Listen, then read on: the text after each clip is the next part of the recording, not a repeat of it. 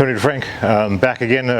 This is our first covering classic cars of 2025. We got our March catalog feature here, and I'm here with Mark Amavizca. Mark Amavizca. I got it right. See, I only took like 10 tries, but I'm doing my best. And well, thank you for making the time. Thank you. And I appreciate John and the guys here at Vintage Rides for being accommodating today's photo shoot. We're out in Bakersfield at this great facility that Mark and his brother Max are friends with the owners here. But enough about me. Tell us about your double cab. Like, we saw this thing at a few shows last year. Correct. And my father and I said that thing is amazing. We got to shoot it sometime for 2025. So thanks for helping us out. Thank you. So tell us about it. What kind of condition was it in? Well, what kind of work did you and your brother do to it? Well, so this was a rollover. So it was actually an Alfa Romeo dealership delivery truck. When we purchased it, it was completely rusted. I mean, bottom half, 12 inches were completely gone. So we modified it, started doing rust repair, and it started snowballing from there, right? So as in the roof, we replaced the roof, and it was like, okay, well then let's put windows in it. Let's put a ragtop conversion. Then we went into doing the walkthrough center section. They don't come with those. The partition wall in the back was completely rusted. So instead of us going and putting a factory one, we made our own. So then hence with the interior, we got to do custom interior, you got to do a custom headliner, you got to... Well, you don't got to do it, but like at one point did it go from, hey, let's restore this double cab to, let's make, or was it always the case like, hey, let's make a show contending truck? Actually, it was going to be let's put wheels on it, put a motor in it, and let's drive the thing. It was something that my dad always wanted, and that's something that he always had a dream of, was a double cab. So when we purchased it, actually we paid $6,500 on Craigslist back then, and that was 7 years ago. And when we bought it, it was like, all right, let's get it home, let's put wheels on it, let's put a motor in it, and let's drive it. He actually sat inside of it when it was on the lift, and his feet fell through. So he's like, no, you know what, we can't do that. We're gonna have to do metal work on it. So then one thing led to another, and it just snowballed from there. and it really snowballed, and because this car was at the Grand National Roadster Show last year, I believe. You had it as a contender of the Grand National Truck Show. Correct. It was world's most beautiful contender. Yeah. So at the truck show, we did the Grand National Roadster Show. We just got back from the Triple Crown up in Tennessee, where it did very, very well. It over-exceeded what we've tried to accomplish. What we were doing is something that my dad had, my brother, and we all had envisioned, was let's build a truck like this, and it just actually has taken off to what it is now. It's incredible, and what's cool, and Mark and his brother Max were kind of hanging out and got to put the truck in position for me, so I thank you so much. And talking with you two, like, you did most of the work on this truck yourselves. Yeah, so we did everything besides the interior. Interior was done at Ron Mangus, full leather interior. So after we did all the tub work on the inside for the wheel tubs and the headliner, and we kind of put a game plan together on the interior. We did body work, metal work. Everything was done in-house. Suspension work was done by us as well. It's got a one-off A-arm rear suspension that I built personally, and that was just a lot of geometry and figuring stuff out and how to get the wheels not to camber as much, and the distances and all that stuff. The bottom side is full box chassis, and the chassis is fully boxed, and belly pans is what the Volkswagen people would call them. Those would support the frame rails. So we ended up building all that stuff. Okay, and just, I guess that's just not like an undertaking just anybody can do. Hey, let's go get this beat up, rolled over double cab and turn it into this award-winning truck. So I guess, like, what's your background? What's your brother's background? I know you do the powder coating. Correct. You always do fabrication, or are you always building cars? I'm assuming this can't be your first vehicle you built. No, it's not. So we own a powder coating company, and that's what we do. And this is all a hobby for us. Fabrication wise, we've always welded, we've always tinkered around cars, we've always built cars. We've built a couple other Volkswagen Bugs. We actually built my dad's high school car that was featured in Hot V-Dubs. That was back in 2016. So it kind of just brought us all back together to start building cars as a hobby again, and that's what we did. So everybody has hands on anything: TIG welding, metal shaping, metal finishing. We all did the same thing. That's really cool. That we're in the family business. It's car covers and car dusters, so it's not super exciting. But the fact that your father and your brother, you're all involved in this. Correct. And That's really neat because you don't see a lot of that. It's not always a family kind of operation and hobby.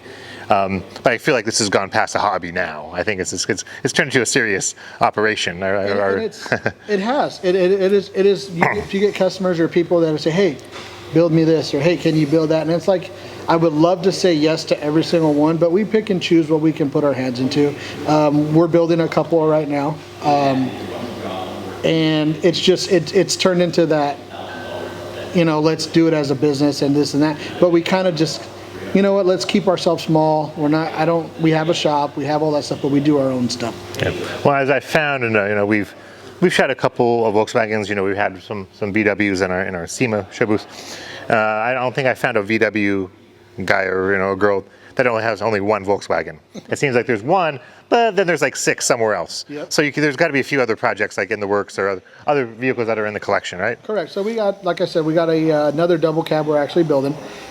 This one's going to be a little bit different style, as in paint scheme and stuff like that. A little bit toned down, but different motor. We're doing different stuff. We're doing EFI and stuff like that.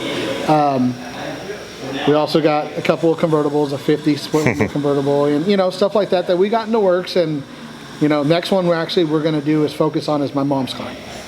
And after we finish this truck, she's been like, "Hey, when are you going to build my car? When are you guys going to do my car? We're all going to be able to drive together." Mom's always last, I think. Sorry, Mom, it happened. But yeah, well, that's good. And you're doing it as a family. You're going cruising. That's so cool. And so the double cab here. All right, we talked about the paint a little bit, like when we were doing some photos. So was it a Fiat color, I believe you mentioned? Yeah, it was a Fiat 500 color where we actually started with that as a base. We've been through 3 or 4 different colors prior to picking this. And what we did is we just kind of mixed a little bit more green into it and kind of shot some samples and figured out, okay, this is what we wanted to go with and this is what we wanted. And then that's the color. Let's spray it. We sprayed it. And it wasn't the color what we thought. So once we had pulled it out of the booth, it was like, no, that is the color. Inside the booth, it was completely different. It was green. And we were like, no, well, what did we do wrong? Well, come to find out, it was the right color we picked. And we just ran with it. And then it just toned down to where everything just flowed with it. All the side trim and all the interior trim and everything was just like, okay, let's chrome this, let's chrome that. We got to make everything pop now. Yeah. See, the chrome looks great. And so did you do the chrome in-house? You have someone else that does the chrome for you? We have a guy here in town. His name is Luis, and actually he did a lot of the polishing and chrome work for us. We did a lot of the fit and finish first, and then shipped it off to him, and where he finalized it and did all that stuff. And down to the window frames, the bumpers, the bottom sides of the truck has all been chromed. It's a lot of chrome work we've done to it. Yeah, it's beautiful. Yeah, the wheels, everything looks good. And then the exterior trim pieces. So I guess when you your $6,500 Craigslist purchase, were all the pieces there, or did you have a lot of stuff how you guys were fabricating that? Because the moldings are awesome. We were talking about the rubber inserts on the exterior trim, but then on the interior, the trim that follows the same path as the outside, but it has a leather inside. So it was mostly complete minus engine. It was fairly there. The gates and all that, the outsides of those were original. All the insides of those were completely rotted.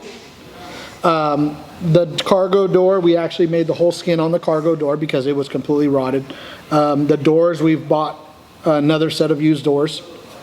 For the most part, everything was there. And so we're like, okay, well, we'll just put a motor in and drive it. Well, it went from there, and it's okay, no, we need to build at this level. We need to continue doing this. And then that's when the side trim came, and then the interior trim came, and it's like, yeah, so it all followed from there. Yeah, and the interior has a beautiful, that aged leather, Ron Mangus, we're good friends with Ron and Ryan, so we know them real well. Seems like every car he does is an award car, so he's always working with the right people. And let's talk about,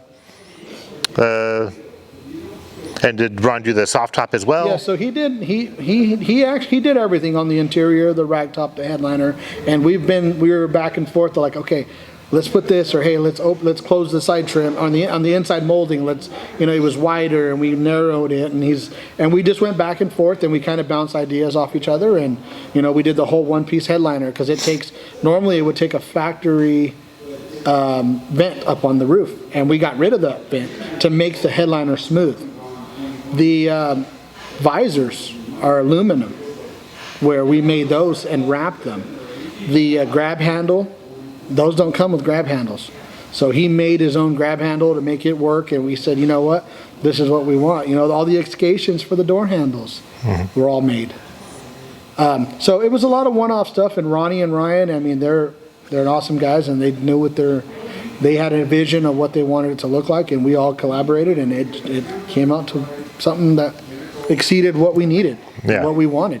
Yeah, it blew us away, and you know, we're glad we could feature it here.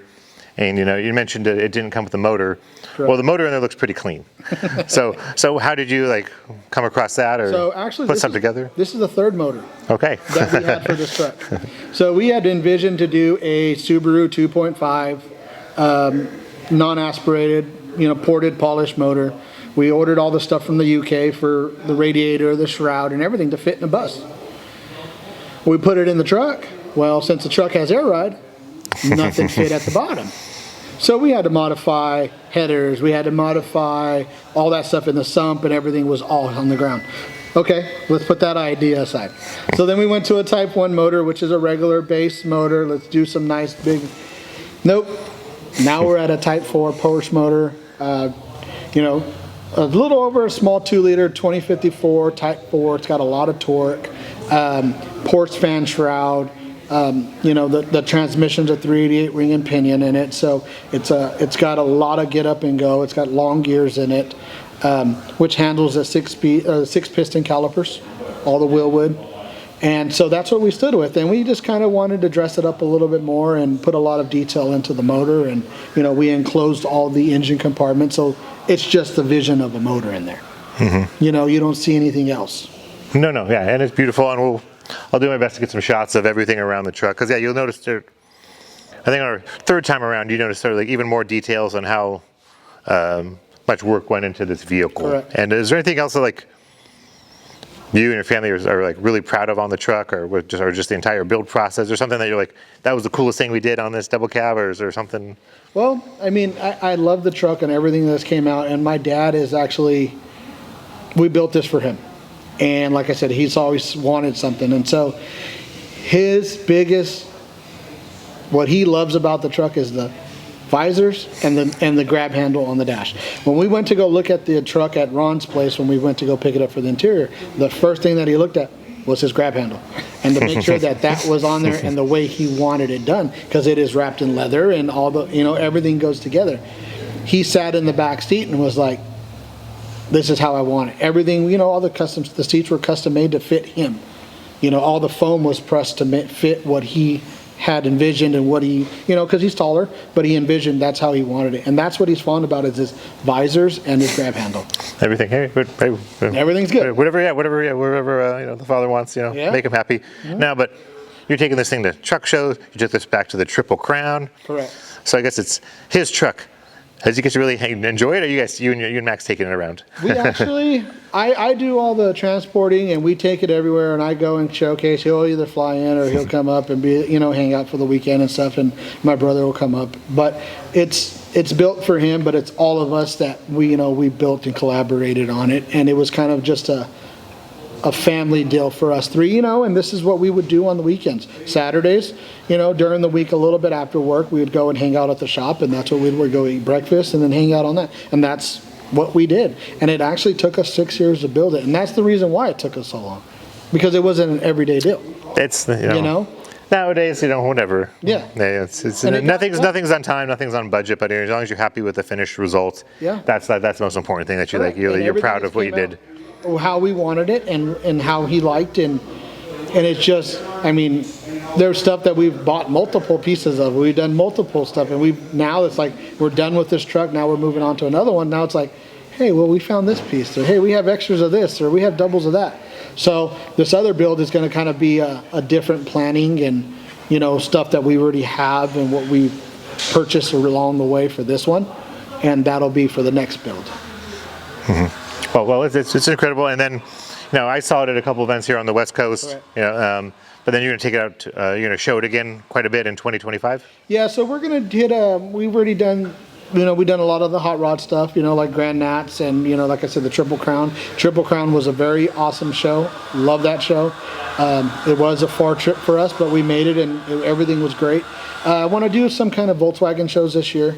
Like I said, we're going to do Good Guys, do the Good Guys little circuit and start that and just have a little bit more fun with it until actually he can really enjoy it and drive it, No, well, it's incredible, really, and thank you so much. Really appreciate the time, and I'm glad we could share it with the California car cover audience and get some attention because what you and your family did it's a spectacular truck. So I'll make sure to get some more photos and some other video clips of the build what Mark and his family did. But again, thanks for spending a couple minutes with me covering classic cars, and we'll see you next time. So thank you. Thank you, Mark.